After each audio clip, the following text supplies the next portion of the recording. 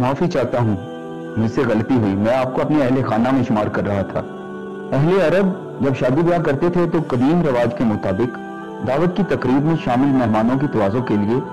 بھنے ہوئے گوشت کے ٹکڑے کو روٹی کے اندر لپیٹ کر پیش کرتے تھے۔ اگر کسی تقریب میں گھر کے سربراہ کو پتہ چلتا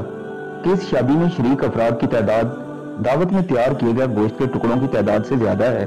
یا زیادہ ہو سکتی ہے، تو وہ کھانے کے وقت 2 روٹیاں گوشت کے بغیر ایک دوسرے کے ساتھ لپیٹ کر اپنے اہل خانہ، رشتہ داروں اور انتہائی قریبی دوستوں میں تقسیم کرتے، جبکہ گوشت روٹی کے اندر لپیٹ کر صرف باہر سے آئے ہوئے اجنبیوں کو پیش کیا جاتا تھا۔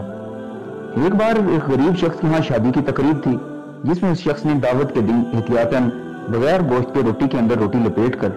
اپنے گھر والوں، رشتہ داروں اور متعدد قریبی قابل بھروسہ دوستوں کو کھانے میں پیش کی،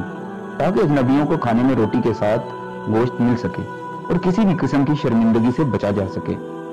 جنہیں صرف روٹی ملی تھی، انہوں نے ایسے کھانا شروع کر دیا گویا اس میں گوشت موجود ہے، سوائے اس کے ایک انتہائی قریبی رشتہ دار کے۔ اس نے روٹی کھولی، گھر کے سربراہ کو بلایا اور غصے سے بلند آواز میں اس سے کہا، اے ابو عبداللہ، یہ کیا مذاق ہے؟ یہ تو روٹی گوشت کے بغیر ہے، میں تو آج کے دن ہرگز یہ نہیں کھاؤں گا۔